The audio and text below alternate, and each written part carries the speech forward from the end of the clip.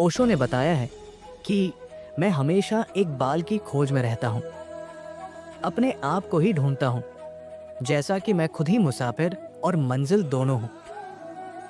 मैं किसकी खोज कर रहा हूँ? किसी और की नहीं, अपनी ही खोज है। जो हम ढूंढ रहे हैं वो बाहर नहीं है, वो हमारे भीतर ही है। यही हमारा स्वभाव है। इसलिए यात्रा सिर्फ एक यात्रा नहीं है, ये आत्म यात्रा है। ये किसी और तक पहुंचने की यात्रा नहीं, बल्कि खुद तक पहुंचने की यात्रा है। जो कुछ भी हमें मिल चुका है वही हमारे पास है। हमें उसे समझने के लिए जागरूक होना है। ये संपत्ति ढूंढने का काम नहीं है, बस आंखें खोलने का है। मैं इकबाल की तरह खुद को ढूंढता हूं, क्योंकि मैं ही मुसाफिर हूं और मैं ही मंजिल हूं। मैं यात्री भी हूं, यात्रा भी मैं ही हूं। यात्रा का लक्ष्य और गंतव्य भी मैं ही हूं। इसलिए बिना कहीं जाए भी पहुंचा जा सकता है। जहां आप बैठे हैं वही बैठे बैठे भी पहुंचा जा सकता है। जरा भी हिले डुले बिना आप पहुंच सकते हैं। जो बाहर ढूंढने गए वे भटक गए। पहला कदम ही गलत था, क्योंकि उन्होंने सोचा कि बाहर है, जबकि बाहर कुछ नहीं, अंदर ही सब है। कहीं नहीं जाना है, सिर्फ खुद तक आना है। कहीं खोजने नहीं, अपने भीतर जागने की जरूरत है। जो ये बात समझ चुका है वो धर्म के जाल से मुक्त हो जाता है। ध्यान रखें, अधर्म से मुक्त होना कठिन नहीं है, लेकिन धर्म से मुक्त होना कठिन है। अधर्म तो अंधेरे जैसा है। जैसे ही दिया जलता है अंधेरा अपने आप नष्ट हो जाता है, लेकिन धर्म तो पत्थर की चट्टानों जैसा है। बस दिया जलाने से वो दूर नहीं होता। तथाकथित धर्म का जाल गहरा और व्यापक है। हर व्यक्ति के पास कोई ना कोई धर्म का जाल होता है। तुम्हें ऐसा व्यक्ति ढूंढना मुश्किल होगा जो ना हिंदू हो, ना मुसलमान, ना ईसाई, ना जैन, ना बौद्ध, ना सिख। हर किसी के पास कोई ना कोई धर्म का जाल होता है। वो खालिस आदमी ही खुद तक पहुंच सकता है। जो तुमने धर्म समझा है वो तुम्हारे बाजार का हिस्सा है, और जो तुमने मंदिर समझा है वो परमात्मा के नाम की दुकान है। कुछ दिन पहले मैं एक कहानी पढ़ रहा था जिसमें एक गांव का एक बहुत कंजूस व्यक्ति था, जो या तो यहूदी था या फिर मारवाड़ी। उसने कभी भी किसी को एक पैसा भी दान नहीं किया था। गांव में भिखारी भी उसके घर की तरफ नहीं जाते थे। यदि कोई नया भिखारी उसके घर की ओर बढ़ता तो लोग तुरंत समझ जाते कि ये नया भिखारी है, क्योंकि जो थोड़ी बहुत समझ रखता है वो कभी भीख मांगने उसके घर नहीं जाएगा।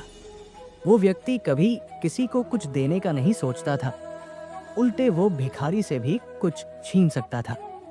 दान देना उसकी आदत नहीं थी।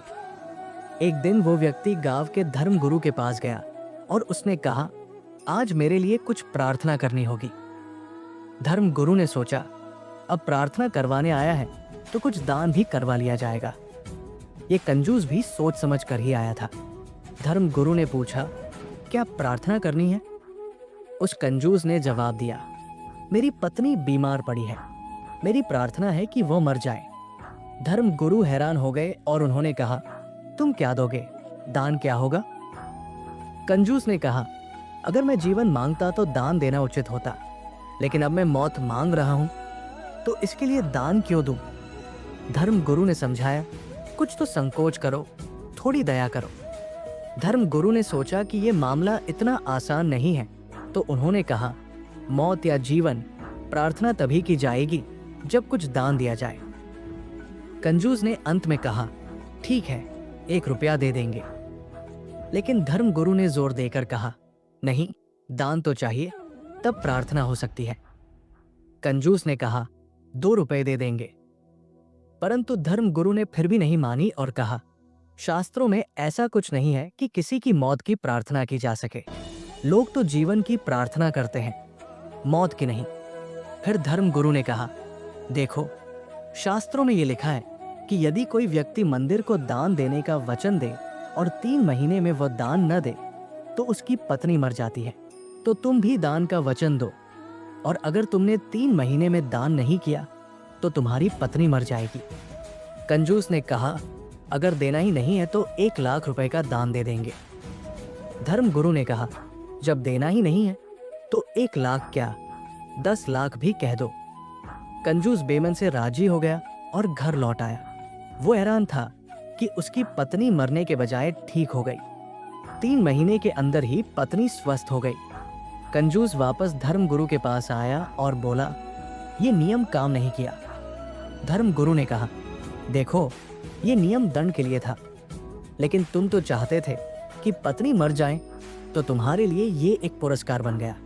फिर धर्मगुरु ने कहा, अगर तुम सच में चाहते हो कि पत्नी मर जाए तो तुम ऐसा करो, बाजार से कुछ हीरे जवाहरात खरीदो और उसे सुंदर साड़ियां दो।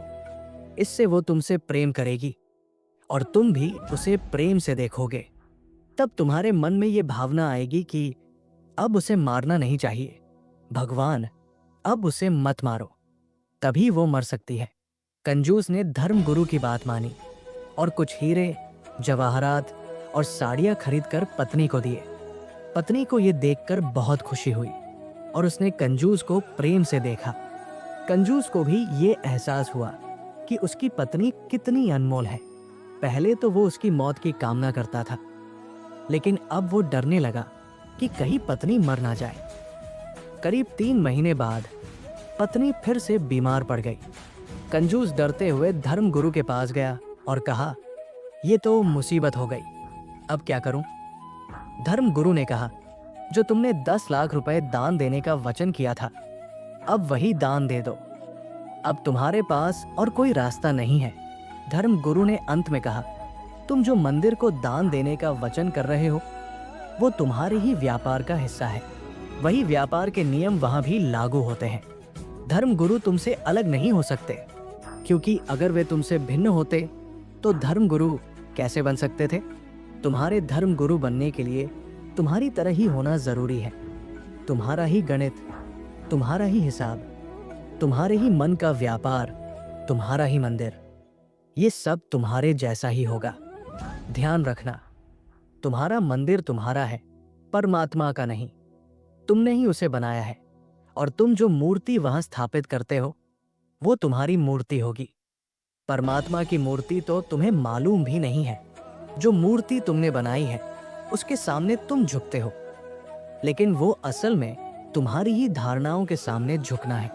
परमात्मा की कोई मूर्ति बनानी जरूरी नहीं है, क्योंकि वह तो तुम में मूर्तिमान है। तुम्हें बाहर झुकने की जरूरत नहीं, तुम्हें भीतर झुकने की कला आनी चाहिए। ध्यान रखना, किसी के सामने झुकने का सवाल नहीं है, बल्कि झुकने की कला को आत्मसात करना चाहिए, जिससे वह तुम्हारा स्वभाव बन जाए। जिस दिन तुम भीतर झुको, तुम पाओगे कि तुम मंदिर के सामने खड़े हो। जब भी तुम्हारा अहंकार टूटेगा, तुम्हारी समझ खुलेगी, तो तुम पाएंगे कि मंदिर तो सदा से तुम्हारे भीतर ही था। मैं पहले मंदिरों में, मृण में, मनुष्यों के बनाए घरों में उसे ढूंढता था, पर वो हमेशा मेरे भीतर ही था। मैं फिर भी खुद को ढूंढता हूँ। जैसे इकबाल ने कहा था, मैं मुसाफिर भी हूँ और मंजिल भी हूँ।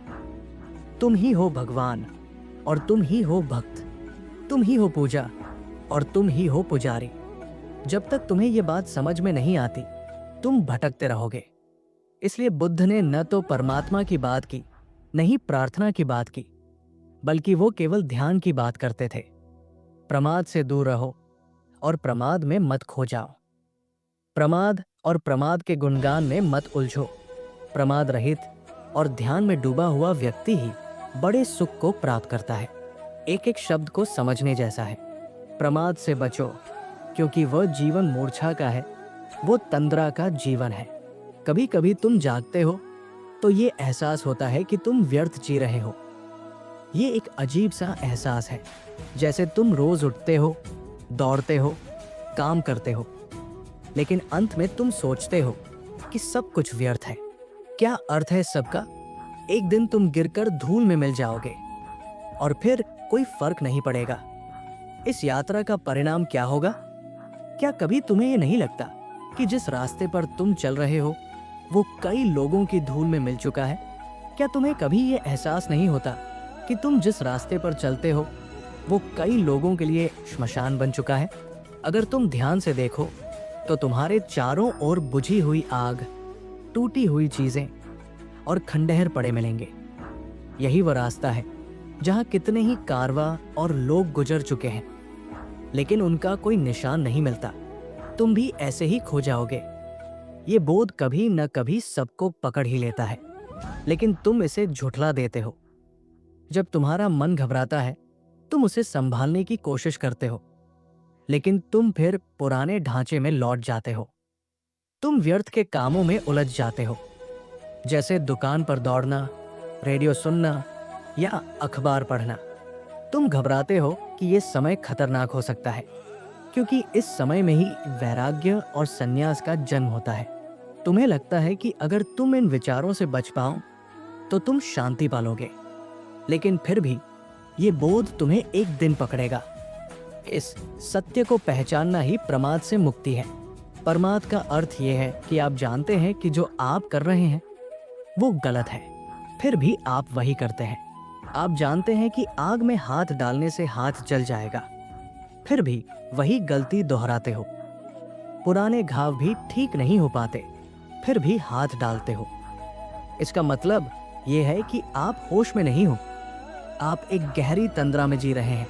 प्रमाद से बचो, क्योंकि जो क्षण कभी कभी आपके जीवन में प्रकाश के रूप में आते हैं, उन्हें पहचानो, इनका स्वागत करो, इनका सहयोग करो और इन्हें अपने भीतर संजो कर रखो।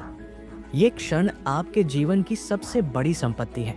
अगर आप इन क्षणों के साथ सहयोग करते हो तो ये क्षण बढ़ते जाएंगे, और यही है ध्यान का वास्तविक अर्थ। ध्यान का मतलब है जागे हुए चित्त का होना, जबकि प्रमाद का मतलब है सोया हुआ चित्त। बुद्ध और महावीर इसी कारण ध्यान की बात करते थे, क्योंकि ये प्रमाद से बाहर निकलने का तरीका है। प्रमाद में मत खो जाओ, क्योंकि तुम अक्सर बहाने बनाते हो कि अभी तो बच्चे छोटे हैं, या अभी तो कुछ और कमा लूं, या अभी तो युवा हूं। धर्म और वैराग्य तो बुढ़ापे की बातें हैं। एक युवक को संन्यास देने पर उसका बूढ़ा पिता आया। वो पिता लगभग 75 साल का था और उसने कहा, आप क्या कर रहे हैं? जवान आदमी को संन्यास दे रहे हैं? शास्त्रों में तो कहा है कि संन्यास बुढ़ापे में लेना चाहिए। मैंने कहा, ठीक है, अगर तुम संन्यास लेने के लिए तैयार हो तो मैं इस लड़के का संन्यास वापस ले सकता हूँ। वो मुस्कुराया और बोला, आपकी बात सही है, लेकिन अभी बहुत कुछ करना बाकी है, उलझने बाकी है। ये तर्क किसी काम का नहीं था, क्योंकि वो खुद संन्यास लेने के लिए तैयार नहीं था, लेकिन अपने बेटे को संन्यास से बचाने की कोशिश कर रहा था। लोग हमेशा अपनी स्थिति को सही ठहराने के लिए बहाने बनाते हैं। जब वे जवान होते हैं तो कहते हैं कि अभी समय नहीं है, और जब बुढ़ापे में पहुंचते हैं तो कहते हैं कि अब बहुत देर हो चुकी है। युवा थे तो तूफानों से लड़ने की इच्छा थी, लेकिन जब कश्ती ढह जाती है तो साहिल की कोई तमन्ना नहीं रहती। प्रमाद से भरा चित्त हमेशा बहाने खोजता रहता है, और जब वो जवान होता है तो कहता है कि अब भी बहुत समय है, और जब वो बूढ़ा होता है तो कहता है कि अब कुछ नहीं बचा। तुम प्रमाद को सही ठहराने के लिए तर्क खोजते हो, और वही तर्क शास्त्रों में कुतर्क कहा गया है। जो तर्क तुम्हें सोने और प्रमाद में डुबोता है वही आत्मघाती है, वही जहर है। जब तक तुम इस जहर से बाहर नहीं निकलते, तुम धीरे धीरे मरते रहोगे। सही तर्क का उपयोग अपने आप को जागरूक करने के लिए करना चाहिए, और जैसे जैसे तुम जागने के लिए प्रयास करते हो, तुम पाएंगे कि जागृति के नए क्षण तुम्हारे जीवन में आने लगते हैं। जब आप जागने के लिए तत्पर होते हो तो वही क्षण तेजी से आते हैं जो आप चाहते हो। बुद्ध का एक अद्भुत वचन है, आकांक्षा सोच समझ कर करना, क्योंकि जो तुम चाहते हो वो तुम्हारे पास आ ही जाता है। यदि तुम धन की कामना करते हो तो वो एक दिन तुम्हारे पास आ जाएगा। अगर तुम पद की कामना करते हो तो वो भी एक दिन तुम्हारे पास आ जाएगा। जैसे जैसे तुम अपनी आकांक्षाओं की ओर बढ़ते हो, तुम्हारा प्रयास उसी दिशा में बढ़ने लगता है, और जो प्रयास होता है उसकी प्राप्ति भी होती है। इसलिए सोच समझ कर मांगना, क्योंकि जो तुम मांगते हो वो मिल ही जाता है। अगर तुम बिना सोचे कुछ मांग लेते हो तो बाद में पछताओगे, क्योंकि उस दौरान जो तुमने चाहा था वो तो मिल गया, लेकिन कुछ और मांगा होता तो शायद बेहतर होता। इसलिए प्रमाद में मत खो जाओ। पूरी जिंदगी, जिसे तुम जीवन कहते हो, एक गहरी नींद की तरह है जिसमें तुम बहुत कुछ करते हो लेकिन कुछ भी नहीं होता। तुम बहुत चलते हो लेकिन कहीं नहीं पहुंचते। इस जीवन में तुम केवल मरते हो, जीते नहीं। काम और रति का गुणगान मत करो, मत ही वासना का गुणगान करो, क्योंकि जितना तुम इसका गुणगान करते हो उतना ही तुम उस पर प्रभावित होते जाते हो। व्यक्ति अपने ही आत्म सम्मोहन में गिर जाता है। क्या तुमने कभी सोचा है कि जिस चीज का तुम गुणगान करते हो वही तुम्हारे मन में समाने लगती है? ये गुणगान केवल तुम्हें ही प्रभावित करता है। बुद्ध और महावीर ने कहा था कि काम कथा मत सुनो, लेकिन लोग वही सुनते हैं, वही देखते हैं, चाहे फिल्म हो, किताब हो, रेडियो हो या कविता हो। फिर जब काम वासना मजबूत पकड़ बनाती है तो लोग घबराते हैं और कहते हैं, ये कितना मुश्किल है, इससे कैसे छुटकारा पाएं? और फिर वही चीज उन्हें पकड़ लेती है और पूरी जिंदगी को जकड़ लेती है। आखिरकार वे चिल्लाते हैं, कैसे मुक्त हो? काम वासना वस्तुतः कुछ नहीं है, ये सिर्फ सम्मोहन है। जिस चीज के प्रति तुम सम्मोहित हो जाते हो वही चीज तुम्हारे लिए रसपूर्ण बन जाती है। यह रस वस्तुओं में नहीं है, तुम खुद उसे डालते हो। इसलिए हर संस्कृति और सभ्यता अपने अपने तरीके से चीजों में सौंदर्य और काम वासना देखती है। हजारों संस्कृतियां हैं और उन्होंने विभिन्न चीजों में सौंदर्य देखा है।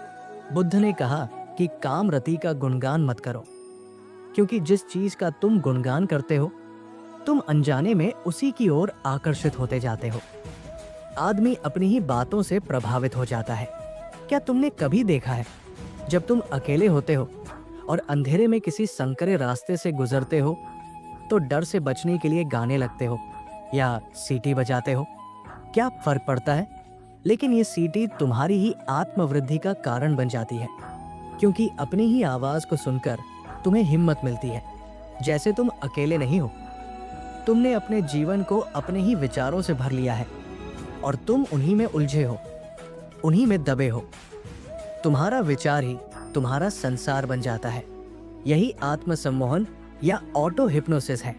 जब बुद्ध या शंकर कहते हैं कि संसार माया है, तो वे ये नहीं कह रहे कि ये पेड़ पौधे, चांद तारे माया है। वे उस संसार के बारे में कह रहे हैं जिसे तुमने अपने सपनों में रंग दिया है।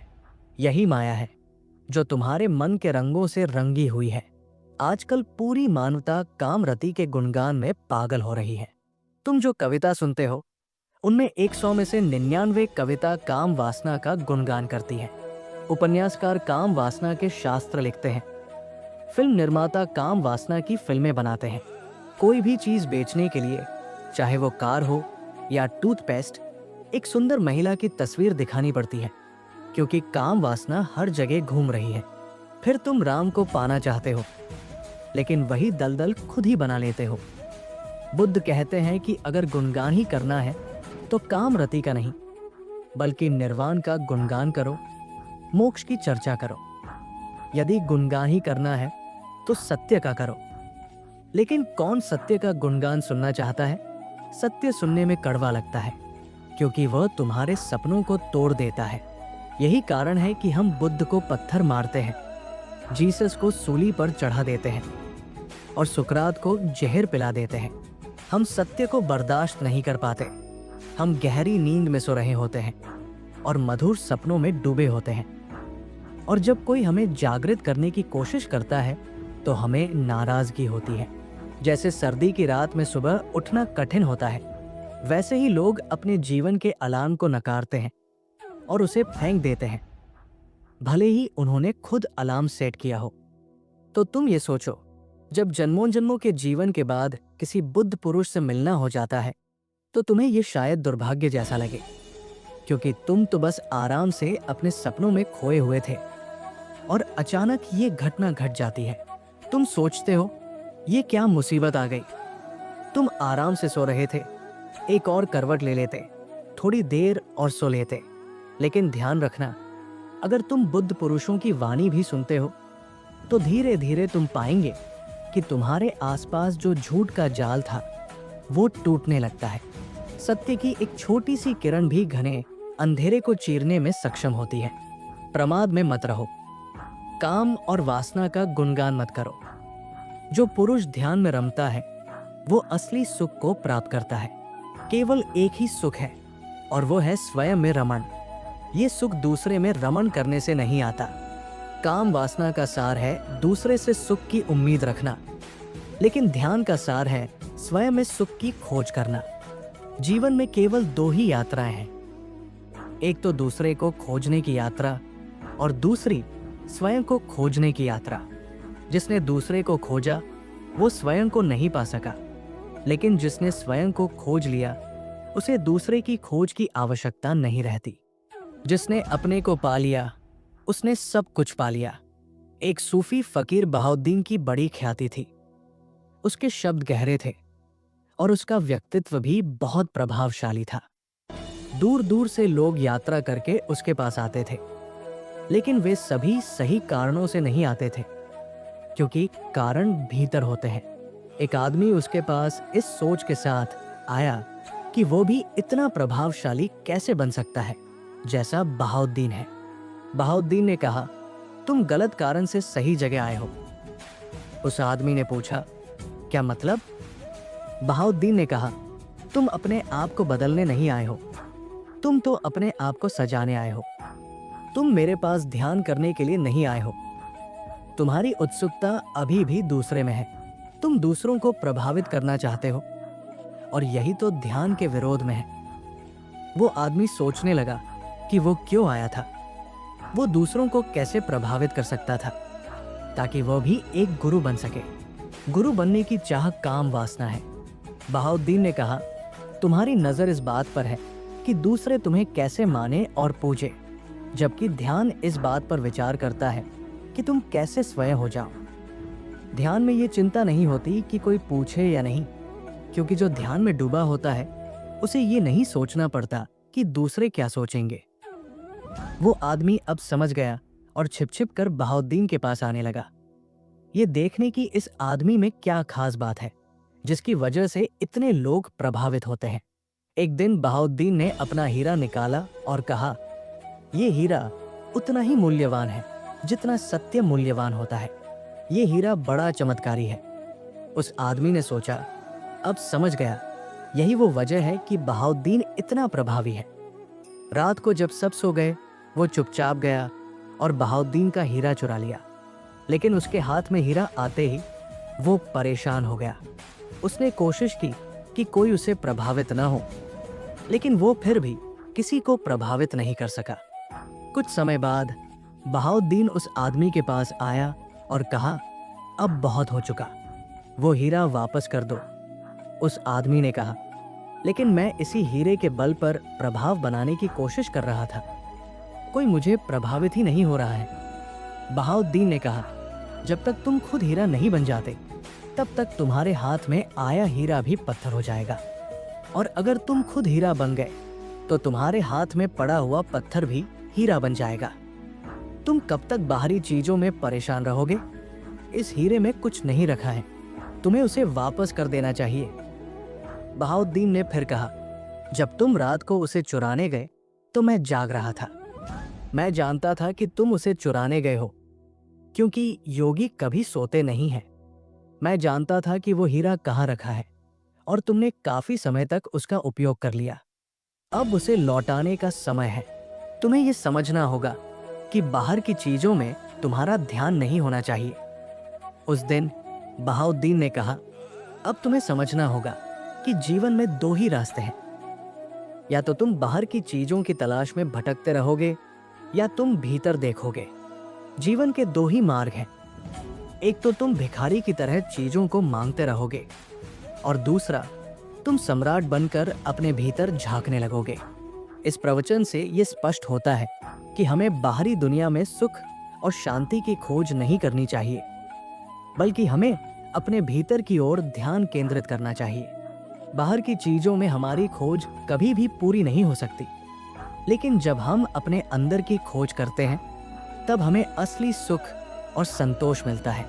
जैसे बहाउद्दीन ने कहा था, तुम जब तक खुद हीरा नहीं बन जाते तब तक तुम्हारे हाथ में आया हीरा भी पत्थर हो जाता है। इस प्रवचन का मुख्य संदेश है कि जो आदमी अपने भीतर का सही मार्ग पहचानता है वही जीवन में सच्चे सुख को प्राप्त करता है। आत्मखोजी जीवन का सर्वोत्तम मार्ग है और इसके लिए हमें बाहरी प्रभावों से परे अपनी ओर मुड़ना होगा। अगर आपको इस प्रवचन से कोई सीख मिली हो तो कृपया इस वीडियो को लाइक करें, अपने दोस्तों के साथ शेयर करें और हमारे चैनल को सब्सक्राइब करना न भूलें ताकि आप ऐसे ही और प्रेरणादायक विचारों से जुड़ सकें। धन्यवाद।